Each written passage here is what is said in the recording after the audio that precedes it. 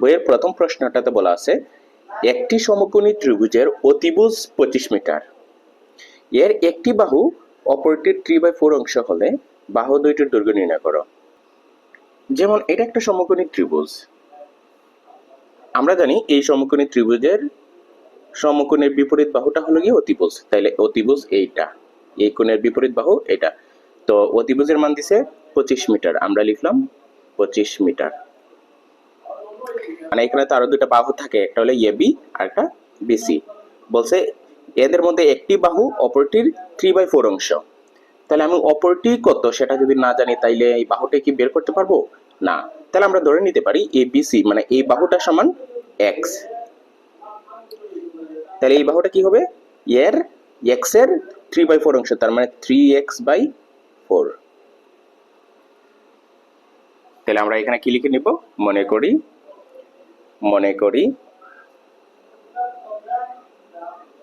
এই বাহুটাকে আমি যেহেতু এটা ভূমি বেস বলতে পারি বি, আর যেহেতু এটা হাইট এজন্য আমি উচ্চতা এইচ বলতে পারি। তাহলে আমরা এখানে লিখব মনে করি একটি বাহু ভূমি বি ইকুয়াল টু এক্স। অপর বাহুটা কি, অপর বাহু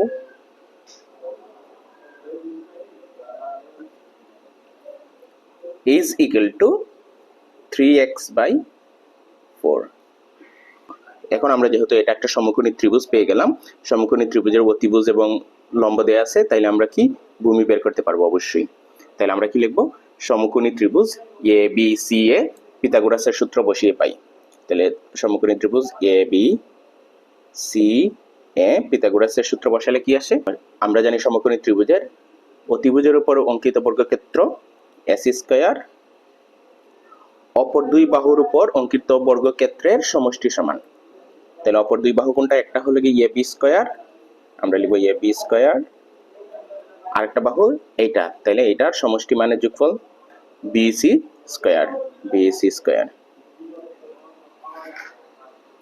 এখন যেহেতু সবগুলো মান দেয়া আছে আমরা জাস্ট মানগুলো বসাই দিব।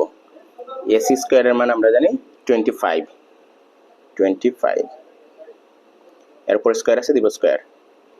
এ বি স্কয়ারের মান হলো 3x/4, এর উপরে স্কয়ার আছে এই জন্য আমরা দেব একটা স্কয়ার প্লাস বিসি স্কয়ারের মান কি জানি এক্স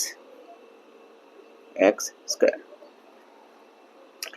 এখানে যদি আমরা ক্যালকুলেশন করি 25 এর স্কয়ার কত আসে, 25 এর স্কয়ার হলো গিয়ে 25 স্কয়ার 625,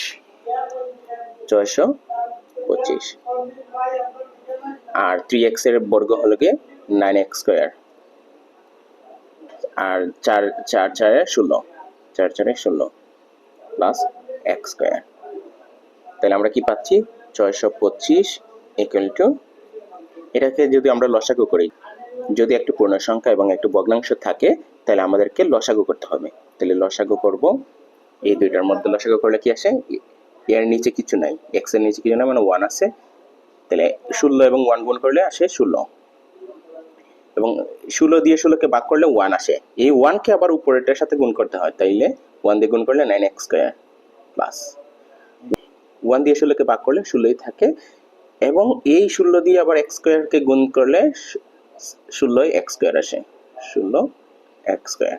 এটা যেহেতু উপরে এবং 16 নিচে, তাইলে আমরা আর গুণ করলে কি আসতে পারে, 625 গুণ 16 equal to 9x square plus 16x square, এই দুইটা যোগ আছে, তাইলে আমরা যোগ করলে আসে 25x স্কয়ার মানে 25x স্কয়ার। তাহলে আমি এখানে লিখব 25x square x square equal two 625 গুণ 16 10,000।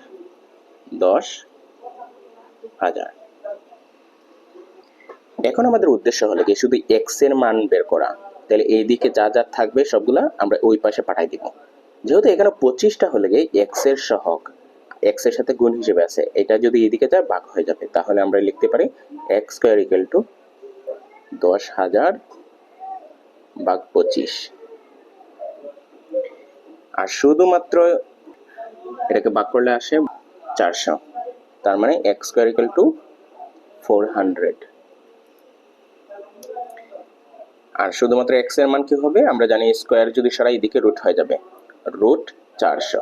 আর রুট 400 মানে হলো গিয়ে এক্স রুট 400 মানে 20। যেহেতু আমরা এক্স এর মান পেয়ে গেছি, মানে এক্স আমরা কি ধরছিলাম, ভূমি অর্থাৎ বি, তাহলে আমরা কি বলতে পারি এক্স ইকুয়াল টু 20। আর অপর বাহুটি কি, উচ্চতা, উচ্চতা কি ধরছিলাম 3x, 3 ইন্টু এক্স এর মান আমরা পেয়েছি 20, বসালাম 20, আর নিচে হলো গিয়ে 4 দিয়ে 20কে ভাগ করলে আসে 5, আর 5 এবং 3 গুণ করলে আসে 15। এটাই হলো গিয়ে আমাদের অ্যান্সার। 2 নম্বর প্রশ্নটাতে বলা আছে 20 মিটার লম্বা একটা মই দেয়ালের সাথে খাড়াভাবে আছে, এই মইটি গুড়া দেয়াল থেকে কতটুকু সরালে অপর প্রান্ত 4 মিটার নিচে নামবে। এই জিনিসটা যদি আমি প্র্যাকটিক্যালি দেখাই, যেমন আমি বললাম এটা একটা দেয়াল এবং একটা মই, তারা একটার সাথে লেগে পরস্পর খাড়াভাবে আছে, তাইলে এইটার উচ্চতা 20 মিটার হলে এটা উচ্চতা 20 মিটার, অর্থাৎ দেয়ালের উচ্চতা এবং মইয়ের উচ্চতা 20 মিটার করে। আমাদেরকে বলা হয়েছে এই দেয়ালকে তো আর সরানো যাবে না, বলছে এই মইটাকে নিচ থেকে কতটুকু সরালে, আমি নিচ থেকে একটু সরাই দেখাইতেছি, এই নিচের দিক থেকে কতটুকু সরালে উপরের দিকে 4 মিটার নিচে নেমে গেল। তাহলে আমি মনে করি যে এইটা 4 মিটার নিচে নেমে গেছে, কতটুকু সরানোর কারণে, এই দূরত্বটুকু সরানোর কারণে। এই দূরত্বটাকে আমি বলতে পারি এক্স। এটাকে যদি আমি চিত্রের মাধ্যমে দেখাই,